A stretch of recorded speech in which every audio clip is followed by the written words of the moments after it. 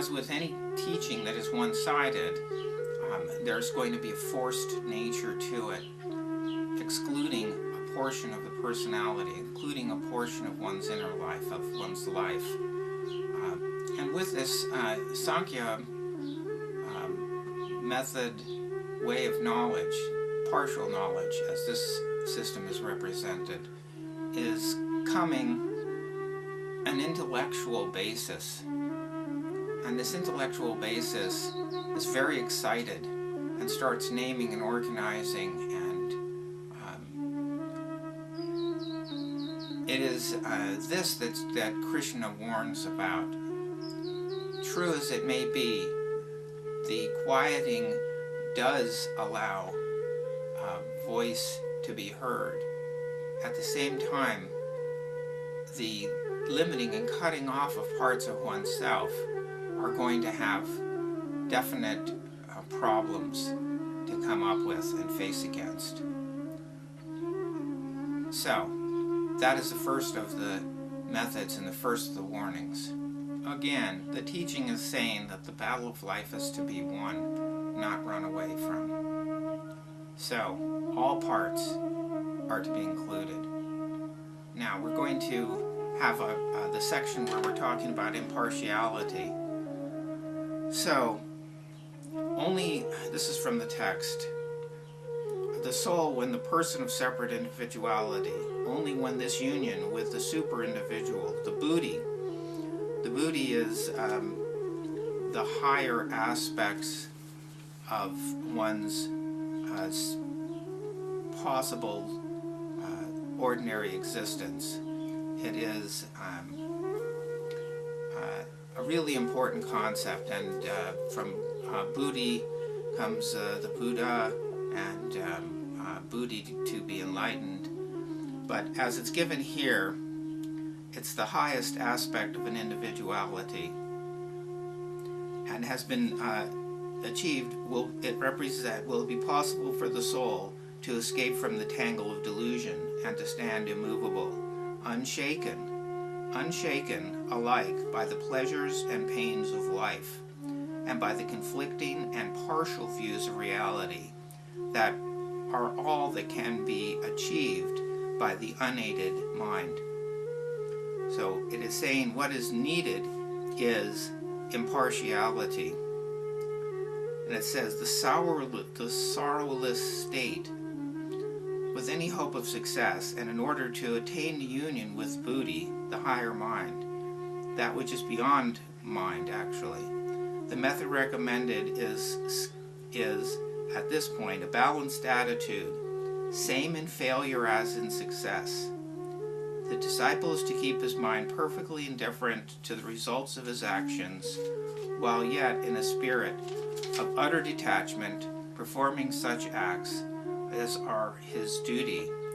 Acting in this way, the disciple's actions will be guided by the impersonal knowledge of the buddhi, and he will then transcend the limits of selfish good and evil. Okay. This is bringing in the next section. We're going to be coming back to the impartiality, but I want to bring in what they're saying is here that there are different kinds of action. There's karmic action, which is action that has its consequences. When we do something, that there is a consequence for it.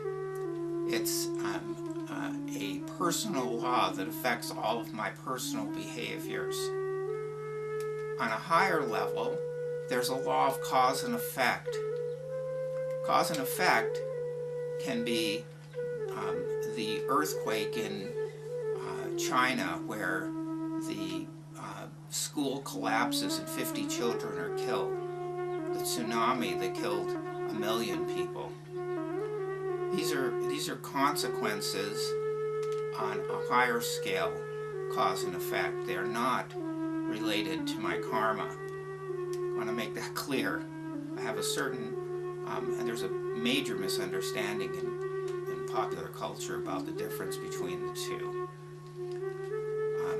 I'm responsible on the level of karma.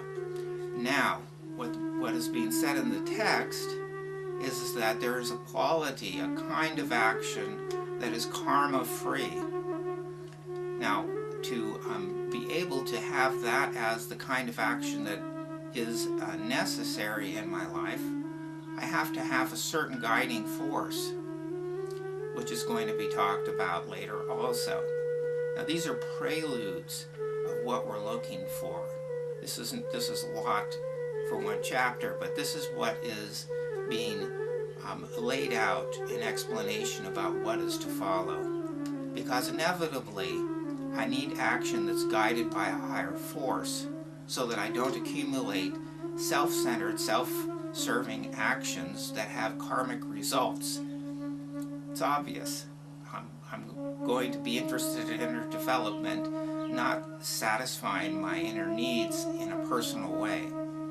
If all I want to do is just satisfy what makes me, what I want and what I desire and what I need, then this really is not the path. This is not the path of that kind of development. That's the ordinary existence that we run through day by day. What's being talked about here is being able to be in contact with one's higher nature and to be in alignment and to be service to that which is higher. And that will free me from karmic action. Okay?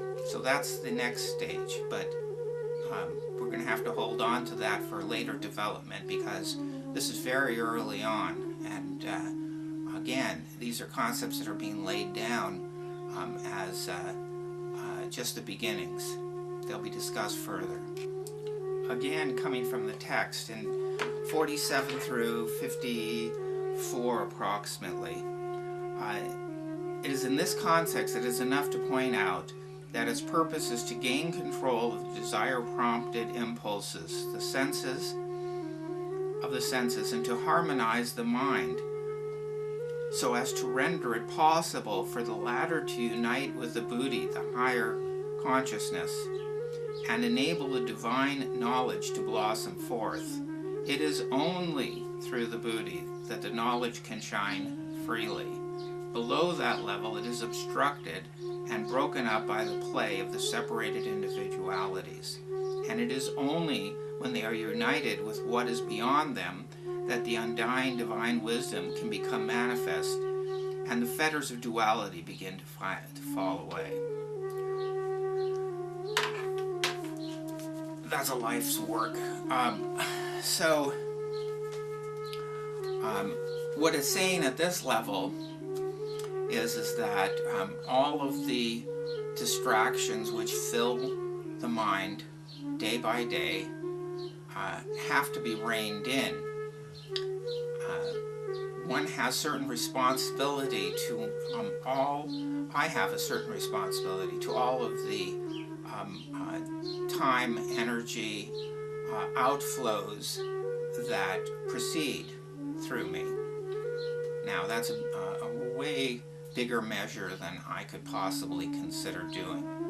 But I have the responsibility to try, to the degree that I'm able, to rein in all of these wild thoughts and feelings, all of these desire nature motions that draw out my energy, my life energy on a daily basis.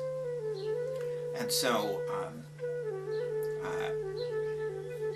in a sense, without having a guide, I'm still in an ordinary way, based on common sense, trying to produce a guide and in an ordinary way rule in these various expenditures way beyond my means that drain me daily.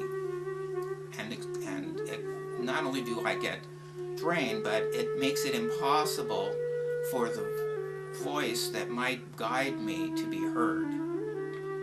So, that being said, that puts us kind of towards the end of the second chapter.